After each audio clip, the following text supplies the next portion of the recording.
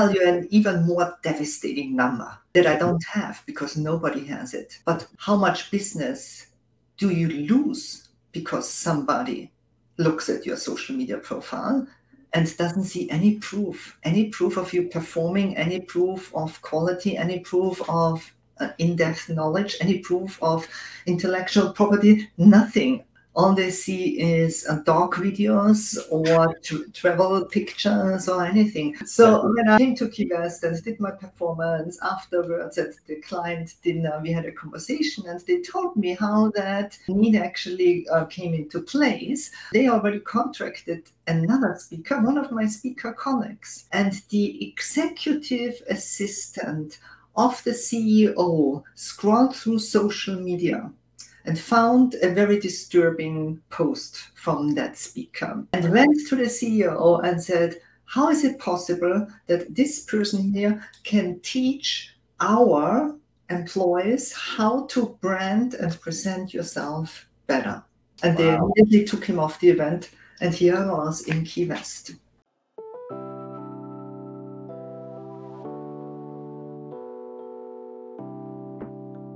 You're listening to Social Media Storytelling.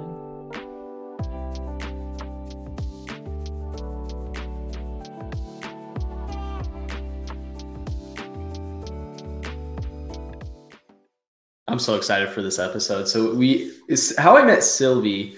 I'm going to have Sylvie do an introduction, but I want to share the story of how I met Sylvie in the first place. So it was actually, I was on Instagram and I messaged this random guy named Frank Kitchen, right? You know, Frank, and Frank's a speaker and he hopped on a podcast episode with us. He did a little bit, a month with us, and then he introduced us to Sylvie. And Sylvie is just an amazing human being and she's a very well-known speaker. So I thought it'd be awesome to get her on one of our episodes. So Sylvie, if you could just introduce yourself and then let's dive into your story and how you became a speaker, and we'll just keep going from there. Well, first of all, thank you so much for having me. I'm so excited to be with you. You already know that you and your team are one of my favorite partners to work with. And I remember the day when I was scrolling through Instagram and between all those boring speaker posts, I saw Frank Kitchen and thought, oh, what is he doing? He is doing something different. He's doing something better. So needless to say, I needed to know about it and reached out to him. And I'm so glad that he introduced us. And as you mentioned, I'm a professional speaker now since 13 years. The past 20 years before that, I was on the other side of speaking. I have a corporate career, mainly in human resources and training and development, and I hired a lot of speakers for the Management Academy that in my last position I was lucky to build. And so after fulfilling a lifelong dream, moving to the United States, I decided to switch sides and become a speaker myself. And the first 2 years was totally unsuccessful, had no idea what I'm doing. If people called me and said, do you speak about body language? Sure. Do you speak about communication? Sure. Do you speak about leadership? Sure. As long as you give me a check, I'm gonna speak about anything. And thanks to smart friends and partners and mentors and coaches, I learned over the time to refine my topic, to find my niche. That is now in the area of everything emotional intelligence, how self-aware you are about yourself, how much social awareness you bring to the table, and how you can use that knowledge by impressing customers, for example, from the very first moment. Oh, this is going to be so fun. So there's a lot to unpack in that story. Mm-hmm. The first question I have, you were helping speakers, you were hiring speakers, but what made you want to become like, what was that turning moment where like, I want to become a speaker? Well, it actually started with me hiring consultants, coaches, speakers in Germany back then in my position, and watching the transformation my audiences that I hired them for went through. And I got in particular interested in one of those topics and noticed how one of the coaches and speakers really helped our leadership team there to present themselves better, to stand out of the crowd, to be identifiable as potential leadership material. And so I studied that area and got the knowledge first, and then decided, wait a little bit, I have both sides now. I know the corporate side. I know how my clients think, what they worry about, how they speak. So why not offer myself as a speaker to them? Yeah, and I think what's going to be really fun to talk about. So you were a speaker before like social media was like really big. Thank you very much for pointing that out. No, it's a good thing. It's a good thing, and this is why this episode's gonna be so cool, especially for newer speakers. You had to be growing a personal brand before social media, and you said you met some partners, you met some people. How were you growing your personal brand before social media even came about? Well, back then it was all about the website, and we put so much effort into leading potential leads to our websites, because that was the only place where we could demonstrate our knowledge, our experience, where we could give them a taste of our work. But luckily now we have so many opportunities, which is a gift and not a gift at the same time, because we need to be everywhere, that we have way more chances to showcase our intellectual property. Wow, that's awesome. And did you so the people that really helped you excel your career, like when you were networking, by the way, I'm diving into that too. Was there a time before the website where like even before then you were networking and building your personal brand that helped you? Yes, it certainly was different back then, because the only chance you had to network was in person, and as we all know, that is always more difficult to achieve. But the reality is that very often when it comes to networking, the rules that applied in an offline world still apply nowadays in the online world. The only difference is that we can go to more places, which is exciting. Yeah. And I literally released a post today about like treat social media like a conversation. It's funny because I look at other speakers' profiles, and currently what I see is like it's just images of them, but they're not really providing any value, or maybe they're using a stock image or a video. And the reason why I like love working with you is because you give us that video content and you're giving value. You're not asking for anything in return. When you started posting those videos, like how has that helped your business, especially as a speaker? Well, I'm totally guilty as well. If I look into my social proof, before I worked with you, and after I started working with you, I had some sort of hate-love relationship with social media. We spend so much time in front of our computers, preparing for speeches, researching our materials. If I go on social media, it's kind of like a break. I'm just scrolling through and watch other people do whatever they do. And so I had this kind of love-hate relationship that I knew I gotta post something, but I really don't want to take the time out of my calendar to post something.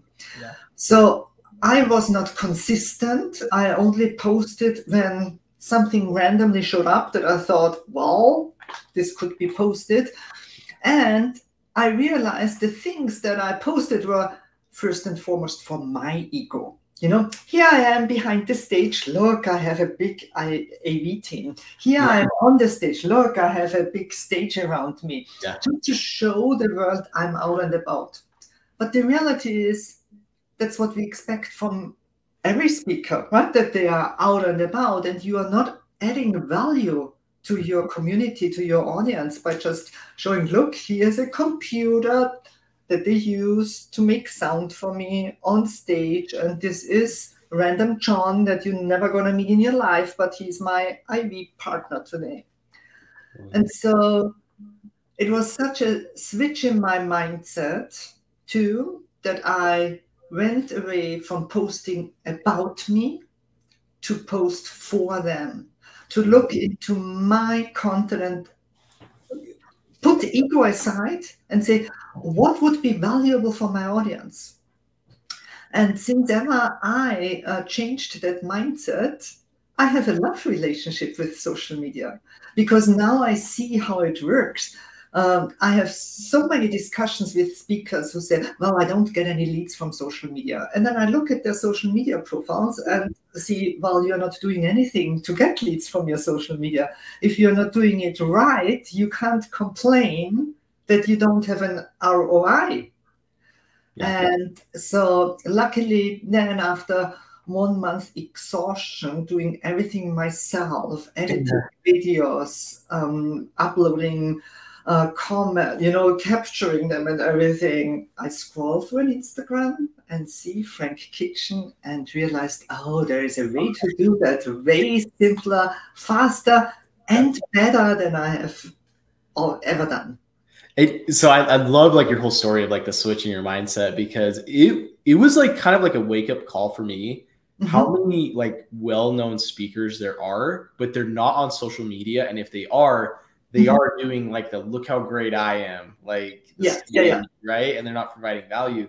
So when you introduced us, so Jason Hewlett is a client of ours. He is like, his videos have just gone through the roof. Like yours, like they're getting a lot of reach, they're getting a lot of engagement. Mm-hmm. And I think it's just such an important switch of, yes, you're trying to land more gigs. Yes, you're trying to get more speaking events, but like switching the mindset to like, how can I provide value?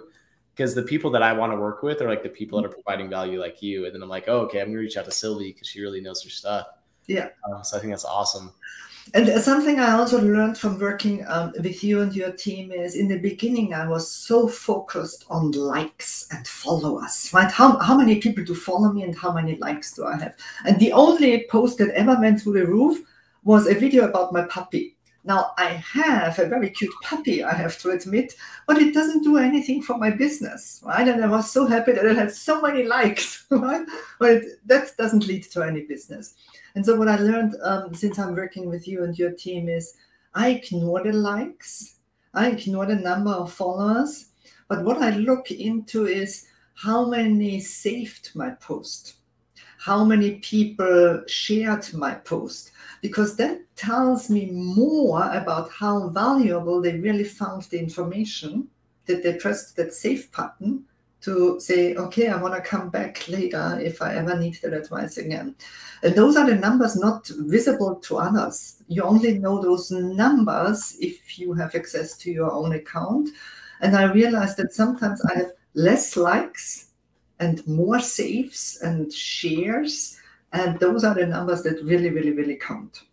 So I love that you mentioned that, because it is so crazy. So I tell people to record video, and I am a hypocrite besides this week. So I tell people like, record video, it gets you business. So I stopped for like 6 months, like a very long time. I started posting again this week. I've gotten 3 demos scheduled just from posting this week. And what's even crazier about that, these are people that didn't like, comment, save anything to my post. I'm like, hey, this isn't going anywhere after like my first day. And I forget. It's funny because like this is what I teach. Yeah. I mean, just watch. I mean, I've watched my own behavior. I very often scroll through and don't take the time to like everything that I like. But if something stands out, then I might do this, or I might save it, right, to my device, or I might save it into my account. So I think we have to realize that this behavior has changed, and also that, for example, people are way smarter in the meantime. We are not impressed anymore by somebody who has 10,000 followers on Instagram. Because if I look one time into their follower list, it takes me 10 seconds to figure out how many of those are bots and how many of those are real people. Right? And I would rather have less followers, and I always delete anybody where I have the feeling you are not a real human being. And if you are on my follower list, all you do, you take away my opportunity to show up on the screen of a real human being.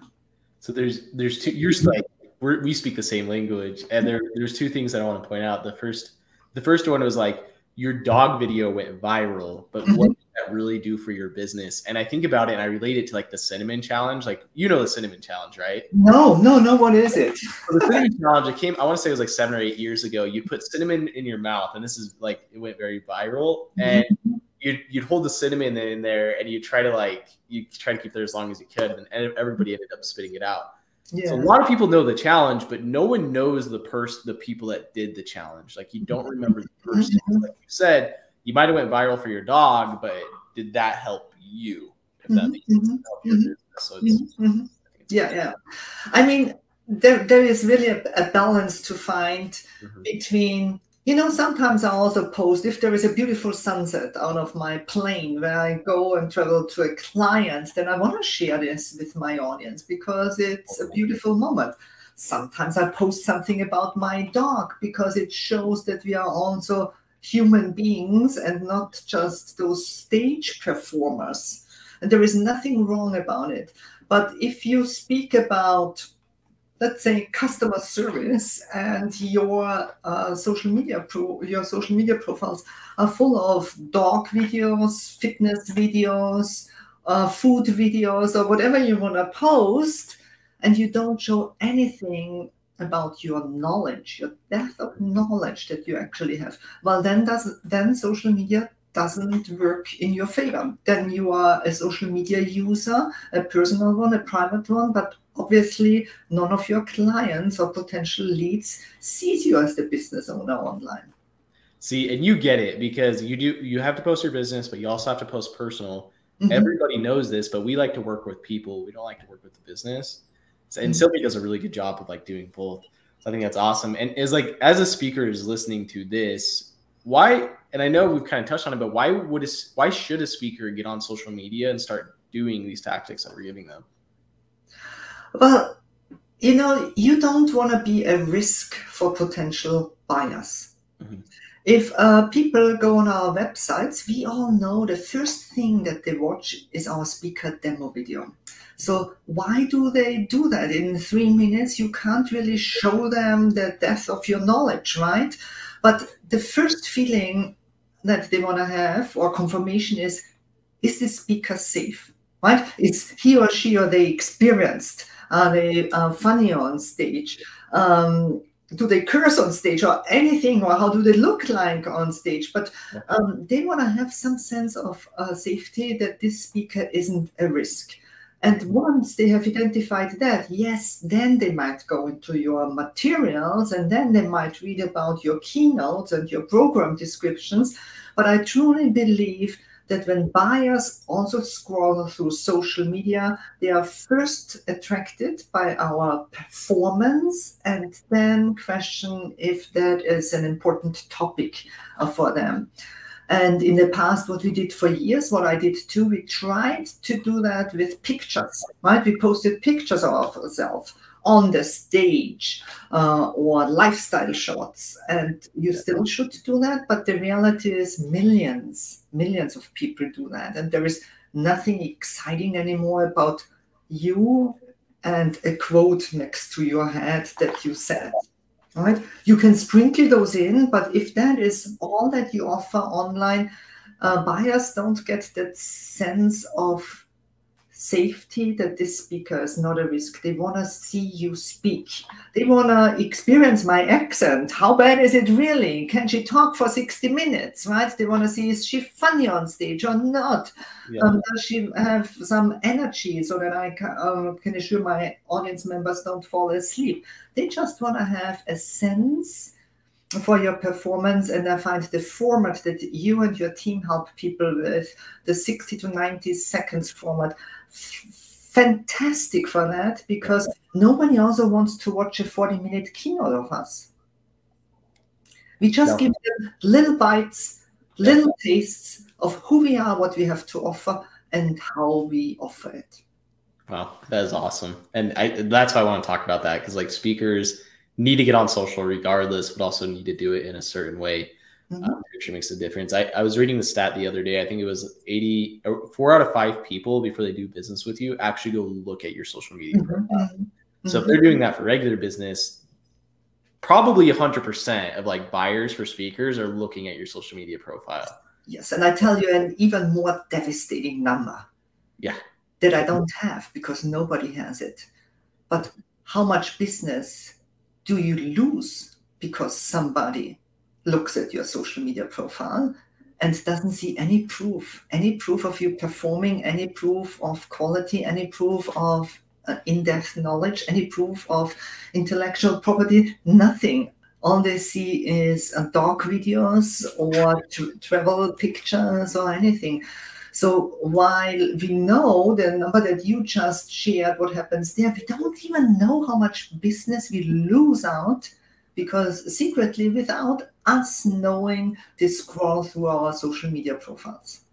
I love that you mentioned that. And I have a genuine question. It's kind of an assumption. Like, not only do the business you lose out on, but you have contracts and you have these corporations that invite you every year. Mm-hmm. What if they go with the other person because they're going by, like they're getting well known on social media? Like, is that a fear?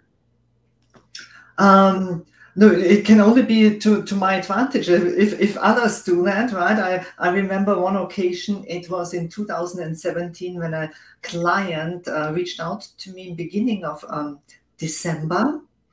And I lived in New York City back then, and they said, we have a very short notice request. Can you come to Key West and jump in for a speaker? And I'm kind of, it is December, right? It is Key West. It is a good fee. My answer is yes, of course. So when I came to Key West and did my performance, afterwards at the client dinner, we had a conversation, and they told me how that need actually came into place. They already contracted another speaker, one of my speaker colleagues, and the executive assistant of the CEO scrolled through social media and found a very disturbing post from that speaker, and went to the CEO and said, how is it possible that this person here can teach our employees how to brand and present yourself better? And they immediately took him off the event, and here I was in Key West. Wow. And oh my gosh, that is a crazy story, but it's awesome. It's the truth. Like, you should be on social, but you also got to be careful what you post on there. So I think that was awesome. Wow, that is crazy. Okay, and I just love talking about social. Do you love talking about social still? Yeah, absolutely. I love talking with you. You know that I every time I'm in contact with you, I tell you that you have an amazing product, an amazing app that makes things so easy. But what is better than the app are actually the people beyond that app, and I really value the relationship that I have with you and your team. So I'm so glad you mentioned that, because were you here before we had the app? Like, were you a client of ours, or have you always been here with the app? I have always been with the app with you guys. So what's funny is when we got the app, when I got on demo calls, like I would show them the app and I would talk about our team, and I'm not even kidding, big fat 0 conversions. So what I did was I didn't even show the app on calls, and I actually talked like, hey, we have a video editor that's an actual person. You have an account manager. You have a timestamper. Like, these are actual beings. Yeah. Went up like through the roof, like 5 times. I couldn't imagine the amount of conversions. And I think it's just so important that you treat people like actual human beings. Yeah. And as a speaker, like you're taught, you meet so many people. How do you make it so easy to like remember people's names and continue those conversations? Because like I can't even imagine the amount of people that you know. Well, I learned from a memory trainer actually not to remember their name first, but something that stands out or that reminds me of that name. And that's how I do it. But let me add something on what you just said about social media and video. I also find it so important that you and your team, you walk your talk. I recently introduced you to some of my speaker colleagues because I thought that you and your team might be of great value and help to them. Yeah. And 5 minutes later, I think, an email pops up in our inbox. And it's not just a written up email, it's not just tech talk, but you took the time to turn on the camera and talk to those people in person. And I'm not sure if you know how incredible that is, and if you are aware how unique that is and how well done that is, because instantly everybody feels connected to you. That's awesome. I had so out of the 7, 2 people reached out back out to me. One we were scheduled to meet next week, and another is submitting a free edit. But I knew it was powerful, but like hearing you say it is really cool. The time, specifically with video. So everybody that's listening, basically what happened, Sylvie, the amazing person she is, she introduced me to these 7 speakers. And instead of what I normally do, I write an email back like, hey, thanks Sylvie for the intro. I actually took the time this time to record a video of like, hey, and I mentioned their names and I mentioned like where we got connected. I didn't just send like a stock video that was pre-recorded. Like I took the time to record it. Exactly. Yeah. That is so unique. And what it does is you show that you care. And in my keynotes, when I talk about first impressions and lasting impressions, I tell my audiences the number one thing that clients ask for, that they would like to have imprinted on them, the first interactions, is that they instantly feel that you care about them, care about their issues. And this is a good example of how to do it right, because you care enough that you took 5 minutes out of your calendar and instantly responded with an email, rather than just copy paste something from a different document or a different email and send it out. Right. You're right. And I think it's just so important to make it personalized.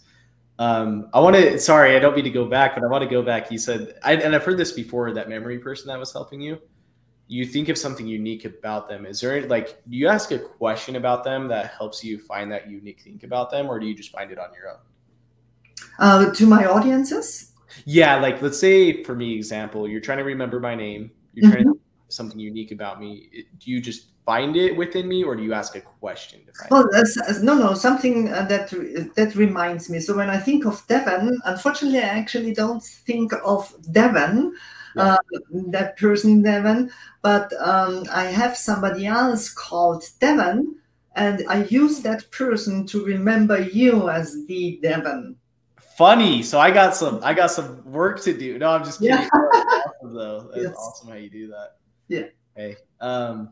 Yeah, I mean, I feel like there was so much value in this episode. I think we answered a lot of questions about just personal branding and social media. Is there anything you want to leave with the audience? By the way, this episode's more specific for speakers that want to become a speaker or already a speaker, this episode specifically. Is there anything you want to tell your fellow speakers or people that are looking to become a speaker? Several things, but I think the first thing is, if you are saying social media doesn't work for you, then take an honest step back and look at your social media profiles. What are you actually doing to make them work for you? And if you identify, just like myself, very honestly, well, I'm also not doing anything, then get help like somebody from your team to help them identify what are the simplest ways to put out content that works in my favor. And sometimes that doesn't even mean that you have to spend days of recording to provide a team like yours with content. We all have recordings. That's our business, right? We all have been at conferences. And so you know that I just threw hours of content your team's way, and they beautifully snip it up and animate it and publish it. And in the meantime, yes, I can create new content, but I don't have to worry anymore that my social media profiles are either empty or are just full of dog pictures, travel pictures, boating pictures, which have a certain importance. But if that is all you do, then you are doing social media not right. And you need to step away from your own ego, thinking there is anything interesting about you in a green room. If there's anything interesting of you in a plane other than showing that you got that first class upgrade, if there is anything interesting of you standing in an empty ballroom, it's okay to sprinkle those things in from time to time. But if that is all you're doing, you're not using social media right. I have learned that. And just to share a number, after the first month we worked together, my Instagram reach increased 1,038%. 8%. I remember seeing that, and it happens a lot when people work with us. But I remember for you specifically, because you were one of our first like speakers, and when we were evaluating like our speakers, like a good client for us, and like it was just awesome to see because 1,038%. So you're so awesome for like hopping on this. Now all that is missing is I need a face like Jason Hewlett. No, and I have millions in my Have you seen Jason's comedic like minute clips? Yes. Oh my god! I'm one of the very lucky people who can call him a friend and have seen him perform live, and every single time it is just amazing. So I'm glad that you're working with him to make sure that even more humans see the fantastic performer that Jason is. Such a good guy. Oh man, I just love speakers. But we're gonna throw your website and handles up here, and I think like this is probably one of our more powerful episodes. If you are a speaker, like this is something you need to listen to for our speaker audience. So much value and social media, personal branding. So I think we're going to end with this. And Sylvie, thank you again for hopping on and taking 30 minutes out of your day. I know you're busy to talk about this. So it's awesome. Thank you very much for having me. And thank you very much for everything you and your team do to support us speakers to share our message. Awesome. Thanks, Sylvie. Thanks for listening. For all things social media, visit us online at storyy.co. We'll see you next time.